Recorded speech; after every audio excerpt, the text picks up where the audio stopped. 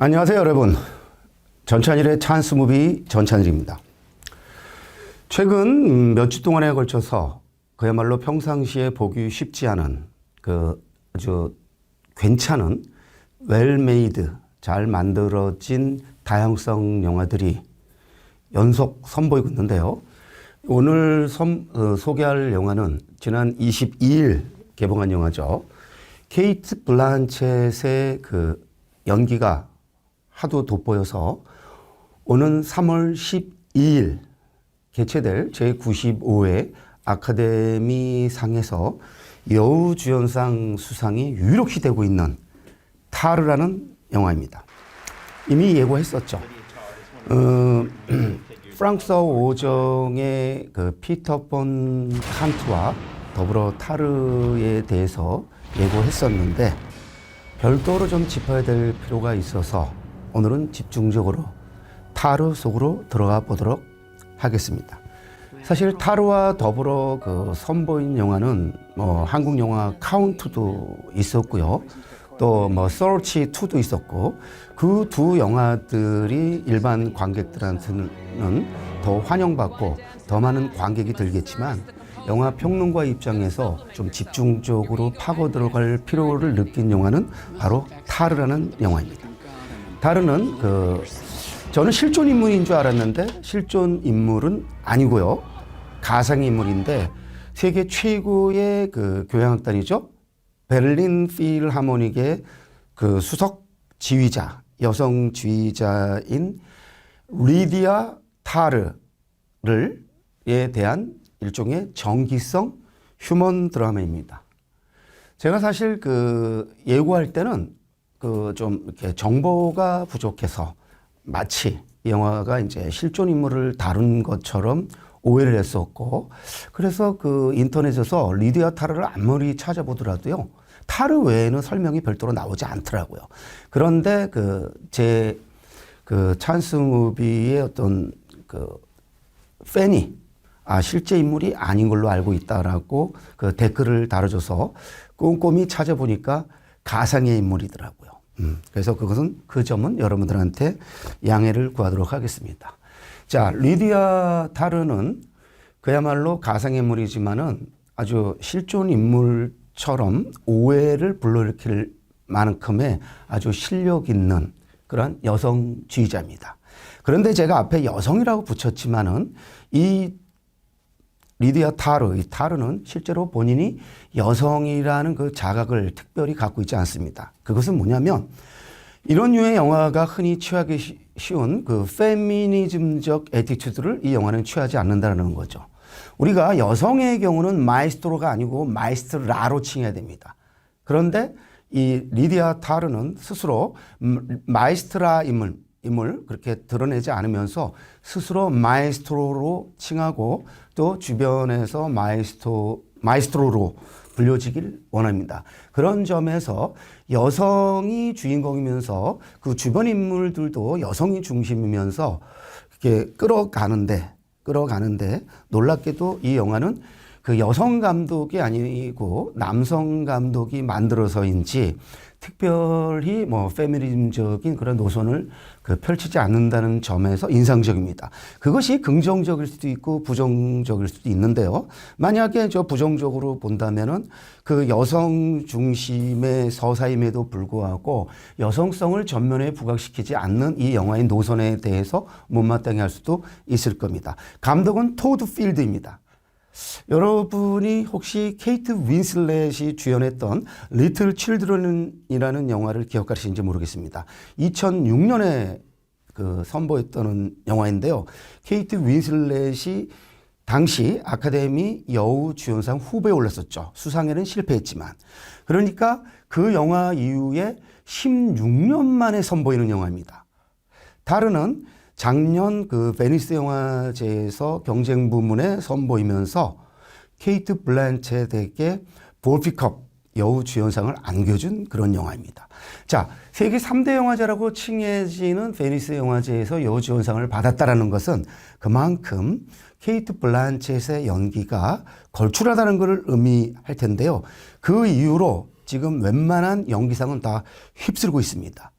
최근에 그 영국 아카데미죠. 베프타상에서 여우주연상을 거머쥐었죠. 그리고 그 전에 골든글러브 상에서도 드라마 부문 여우주연상을 거머쥐었습니다. 자, 이렇듯 그 케이트 블란쳇이 지금 연기상을 거의 싹쓸이 하다시피 하고 있는데요.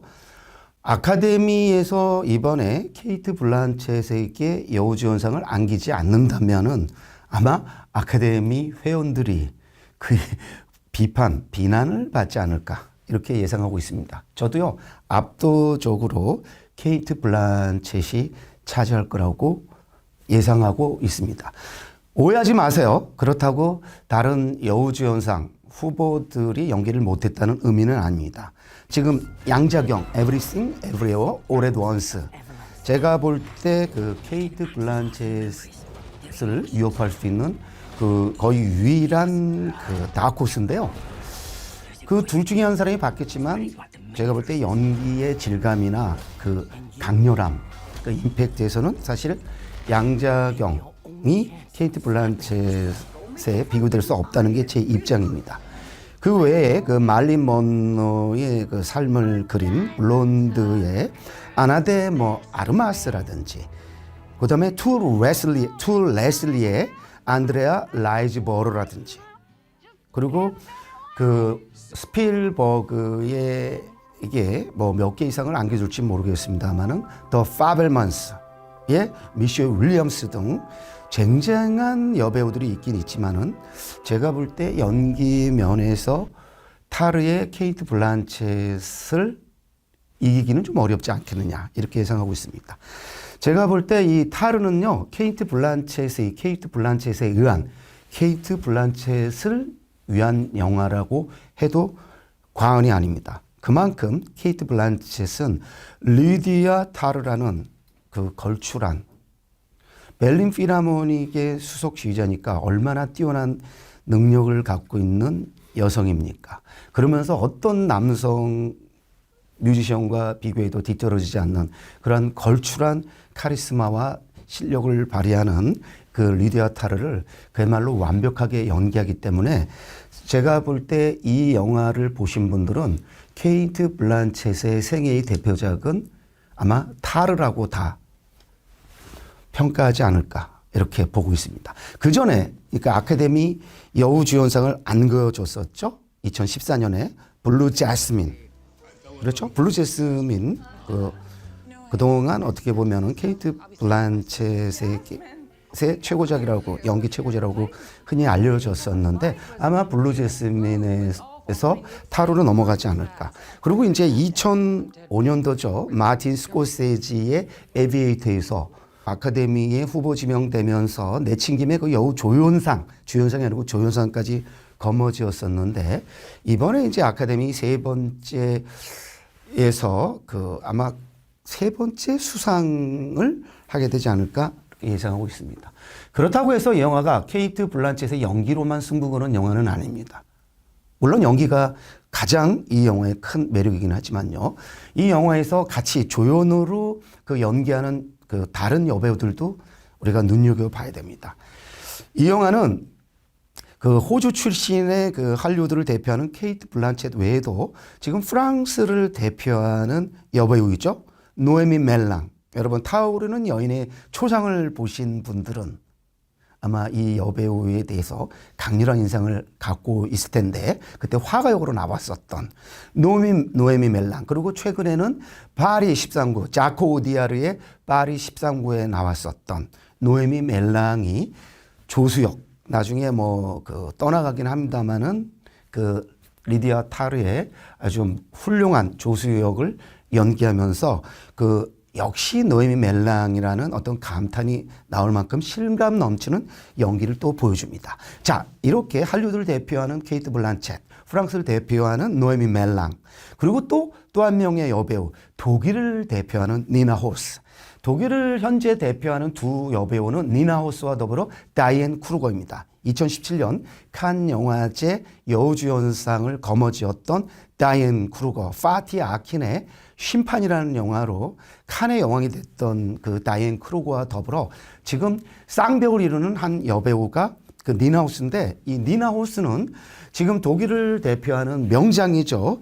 크리스티안 페촐트의 피닉스, 바바라, 옐라 등 이런 그 21세기 그 독일이 배출한 그런 수작에서 계속 여주인공을 맡았었는데 니나 호스가 리디아 타르의 동성의 애인 역으로 나옵니다. 정확하게는 부인 역입니다.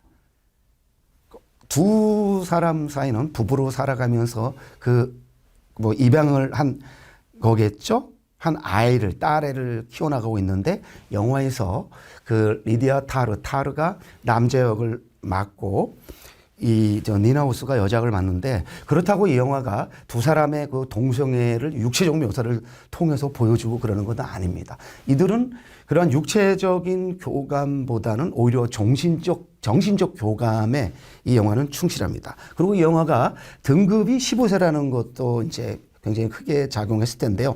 만약에 그 미성년자 관람 불가였다면은, 청소년 관람 불가였다면은 조금 서로 육체적인 어떤 그 교섭, 그런 성행위 이런 장면 묘사도 좀 보여줬겠지만 이 영화는 15세 등급에 걸맞게 그 어떤 그 이런 류의 영화들이 그 택하기 쉬운 노선인 육체적인 어떤 과감한 묘사보다는 서로 그 어떤 내면의 그 어떤 그 교감 이런 쪽에 방점을 찍습니다. 그런 점에서 이 영화는 그 여성들 사이의 어떤 육체적 교감과 육체적 교감보다는 정신적인 내면적 그 교감과 또 그 갈등의 그 방점을 찍는 영화라는 것. 영화는 2시간 반 정도로 꽤 깁니다. 그런데 사실 이 영화는 그 어떤 극적인 드라마, 그러한 외적인 사건보다는 인물들 사이에서 그 조성되는 어떤 긴장, 갈등 이런 것에 방점을 찍으면서 어떤 다른 어떤 스릴러 못지않은 긴장감을 불러일으키는데 그 2시간 반 동안 그 지속되는 어떻게 보면 그 긴장감이 이 영화를 보는 아주 큰 재미지 않을까 싶습니다. 그리고 이 영화는요, 지휘자를 다루는 영화임에도 불구하고 흥미롭게도요, 이 타르가 처음 지휘하는 모습은 한 1시간쯤 흘러서 처음 보여줍니다. 그만큼 이 영화는 이 여자가 얼마나 지휘자로서 능력이 있는가 그런 것을 비추기보다는 그 베를린 필하모닉이라는 세계 최고의 그 교향악단에서 여성으로서 또 그 여성 지휘자로서 견뎌내는 게 얼마나 만만치 않은 어려운 일일까를 그 여인의 어떤 내면 묘사라든지 또 여인들 간의 어떤 관계를 통해서 집중적으로 묘사합니다. 이 영화에서 이제 또 아주 유명하게 회자되고 있는 게 영화 초반에 그 학생들한테 어떤 그 지휘를 가르치면서 한 10분에 걸쳐서 뭐 롱테이크 장면으로 찍은 그것이 계속 많이 이야기가 되는데요. 저는 뭐 특별히 그 장면이 뭐 롱테이크로 찍히지 않았다라는 것에는 별로 크게 주목하지는 않았고요. 그거보다는 그 안에서 펼쳐지는 어떤 그 클래식, 그리고 특히 이제 지휘에 대한 그 음악에 대한 타르의 해석, 그리고 타르와 어떤 또 긴장 관계를 조성하는 그 팬젠더라고 하더라고요. 자기가 스스로 여성인지 남성인지 성 전체성을 결정할 수 없는 한 그 남학생과의 어떤 그 갈등. 끝내 그 남학생은 그 욕지거리를 하면서 그 수업 장을 수업에 받는 교실에서 박차고 나가는데요. 그런 어떤 갈등들에서 펼쳐지는 어떤 그 음악에 대한 주고받는 그런 대사들이 굉장히 흥미롭습니다. 제가 볼 때요, 이 토드 필드는요, 엄청난 클래식 광인 거에 확실합니다. 이 영화를 보면은 그 클래식에 대해서 평소 관심이 없으면은 좀 보기 좀 버거울 정도의 전문적인 그 이름들이 막 나옵니다. 예를 들면 뭐 카란이라든지 레오나르도 번스타인 정도는 웬만한 분들은 다 알고 있는데 가령 뭐 프루트 뱅클러라든지 저는 왕년에 그 중학교 때 클래식을 지금도 뭐 클래식을 좋아합니다만은 지휘자를 꿈꿨던 사람이기 때문에 저는 뭐 프루트 뱅클러가 어떤 지휘를 하고 헤르부트 폰 카라얀이 어떤 지휘를 하고 레너드 번스타인이 어떤 지휘를 하는지 좀 압니다. 그리고 거기서 또 그 영화 속에 등장하는 그 첼리스트가 얘기하는 자클린 듀프레라든지 또 뭐 이런 그 자클린 눈물이라든지 이런 첼로곡도 좀 전 들어서 알고 그리고 뭐 바렌보잉과 그 자클린과의 어떤 그런 또 어떤 결혼 생활, 비극 이런 것도 좀 알고 해서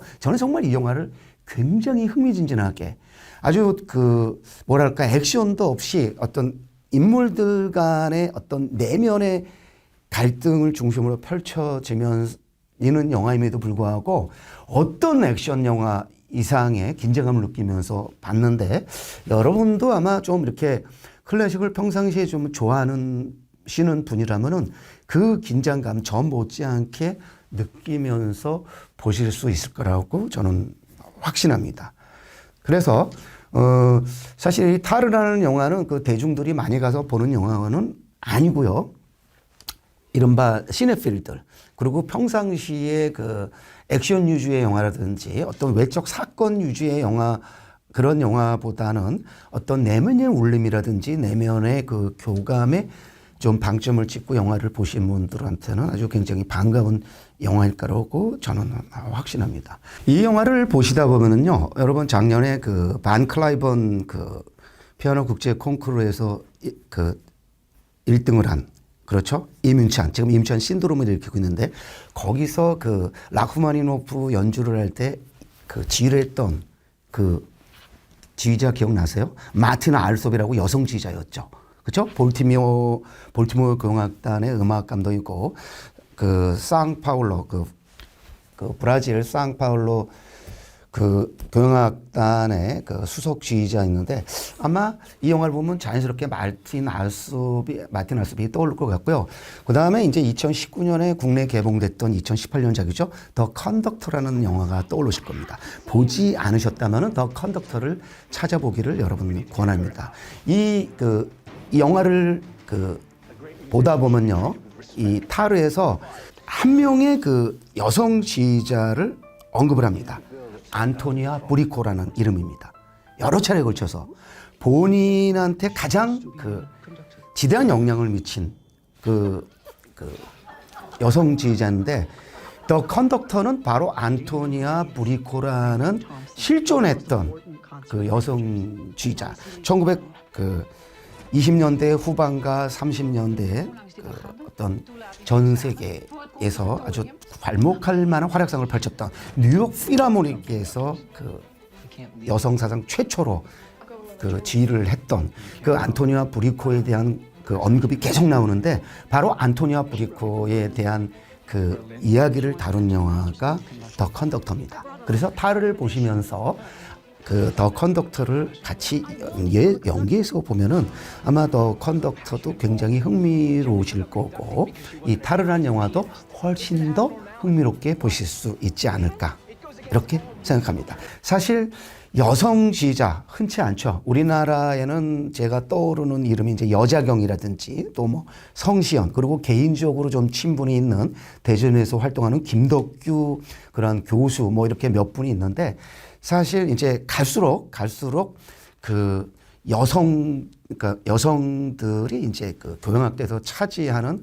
어떤 비중도 커가면서요. 물론 우리나라는 일찍부터 여성 그 연주자들이 더 많긴 했습니다만은 저 얼마 전에 기사 보니까 베를린 필하모닉에서 그 최초로 1882년인가요? 설립 이후 최초로 퍼스트 바이올린 그 악장으로 여성이 임명됐다라는 기사가 나왔는데 그래서 클래식계에 부는 여풍 뭐 이런 기사가 얼마 전에 나왔는데 그 라트비아 출신 바이올리니스트 비네타 사레이카가 그 베를린 그 필하모닉 사상 최초로 악장이 임명됐다라는 기사가 얼마 전에 나왔었는데 어쨌든 이런 기사와 연계해서 또 타르를 보는 재미도 있지 않을까 싶고요. 그런 점에서 이제 남성 중심의 어떤 클래식계에서 그 여성이 어떠한 활약상을 펼칠 수 있는가를 어떤 가상의 인물, 리디아 타르라는 가상의 인물을 통해서 아주 멋진 휴먼, 심리가 뛰어난 어떤 드라마로 펼쳐 보인 게 아닌가 이렇게 보고 있습니다. 사실 이제 3월 12일 현지 시간으로 펼쳐질 오스카상의 이제 결과가 어떻게 나올지는 뭐 모르겠습니다만은 저는 95%이 케이트 블란쳇이 여우주연상을 거머쥘 거라고 보고요. 제가 이제 다음 주에 일전에 예고했듯이 아카데미 그 올해의 향방을 예측하는 그러한 그 유튜브를 찍을 텐데요. 뭐 작품상, 감독상, 남녀주연상, 뭐 한 각본상 가장 관심을 끄는 몇 개 부분에서 예측을 해볼 것 같습니다. 이 영화는 총 6개의 부문에 후보 지명이 되어 있습니다. 여우주연상 외에도 작품상, 감독상, 각본상, 그리고 편집상, 그리고 촬영상. 그렇죠? 뭐 다 중요합니다만 흔히 이제 알짜배기라고 말하는 부분에서는 그 6개 부문에 후보 지명이 돼 있는데 이 영화에서 남자 배우들은 철저하게 그 뭐 부속적 역할을 하기 때문에 남우주연상은 없고요.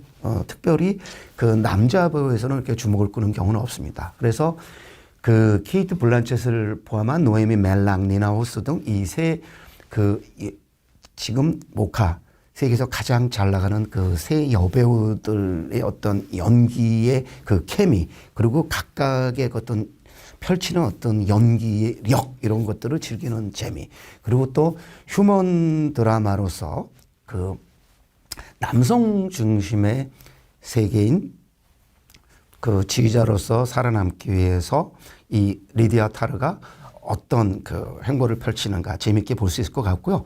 사실 이 여인은 굉장히 권력종도 있고 욕망이 강해서 주변과 잘 화합을 잘 이루지는 못합니다. 그래서 끝내 그 세계 그러니까 정점에 있는 그러한 베를린 필하모닉의 수석 지휘자에서 결국에는 그 밀려나서 영화가 끝날 때쯤이면 동남아 어느 나라로 가서 게임 음악을 연주하는 장면으로 끝이 나는데 그 나라는 필리핀이고요. 그래서 그 여인의 어떤 몰락을 보여주는데 저는 그 여인의 몰락을 완전한 그 패배로 보지 않고 새로운 출발로 저는 해석합니다. 왜냐하면 그동안은 좀 외양, 그 겉모양, 어떤 권력에 좀 심취해서 그 음악의 어떤 진정한 가치를 좀 충분히 음미하지 못했다라면은 오히려 낮은 데로 자기가 감으로써 음악의 어떤 진정한 세계로 또 들어가지 않을까 이렇게 예측을 해봅니다. 그래서 어쩌면은 그 이 영화 타르 이후의 이야기가 뭐 다른 식으로 또 만들어질 수 있지 않을까 이런 기대를 해보기도 합니다. 여러분 뭐 타르 흔히 쉽게 볼 수 있는 영화 아니니까 보기를 강추하고 다음에 뵙겠습니다. 고맙습니다.